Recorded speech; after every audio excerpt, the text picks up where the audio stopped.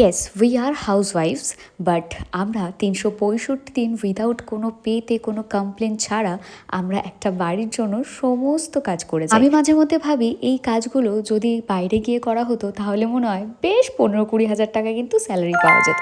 শুধু আমার কথা বলছি না, আমি সবার কথাই বলছি, কারণ ছোট থেকে আমি আমার মাকেও দেখে এসেছি বাড়ির সব কাজ একা হাতে সামলাতে। এখন আমার শাশুড়ি মাকে দেখি, ঠিক এই কারণেই আমি আমার মায়ের মতো হতে চাই না। হ্যাঁ, মায়ের মতো হয়তো সমস্ত গুণ আমি পেতে চাই, কিন্তু শুধুমাত্র রান্না বান্না করে আমার জীবনটাকে কাটাতে চাই না। আচ্ছা, তোমাদের এই বিষয়ে কি মতামত অবশ্যই আমাকে একটা কমেন্ট করে জানিও, তাহলে আমি এই বিষয়ে আরেকবার ভেবে দেখব যে আমি ইন ফিউচার শুধুমাত্র সব কিছু ছেড়ে ছেড়ে হাউস ওয়াইফ হব, নাকি সবটা সামলে তারপর আমি রান্নাবান্নাটা করব।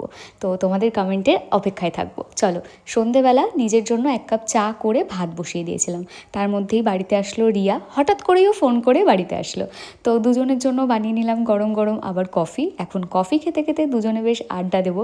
আর রিয়া কিন্তু আমার ফ্রেন্ডস কাম ননদ। মাঝে মধ্যে ভাবি ওর সাথে যদি আরও কয়েক বছর আগে দেখা হতো তাহলে কি না ভালো হতো। আর হাতে গোনা কয়েকটা দিন, তারপর তো ওকে ভীষণ পরিমাণে মিস করব।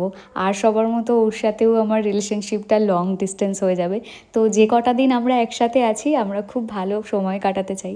আর আমার আর ওর মধ্যে একটা ভালো বন্ডিং কি জানো তো, আমরা দুজনেই একদম সেম টাইপের, মানে আমরা দুজনেই মন খুলে কথা বলতে পছন্দ করি, দুজনেই নিজেদের সব রকম সিক্রেট এক্সপ্রেস করে দিই। বেশ অনেকক্ষণ ওর সাথে আড্ডা দিয়ে রাত্রিবেলার ডিনারটা সেরে এবার আমি স্কিন কেয়ার করতে বসেছি। কালকে জানো তো আমার একটা শ্যুট আছে, তো তার জন্য আজকে রাত্রিবেলা ভাবলাম একটু ফেসটাকে স্ক্রাব করে নিই। আর রান্নাবান্না করার পর আর একটু এনার্জি নেই যে এখন একটা ফেস প্যাক অ্যাপ্লাই করব, তাই ফেসটাকে নর্মালি স্ক্রাব করে নিলাম, তারপর ফেস ওয়াশ করে নিলাম, তারপর লম্বা একটা শাওয়ার নিলাম। রাত্রিবেলা একটু শাওয়ার নিলে না ঘুমটা বেশ ভালো হয়।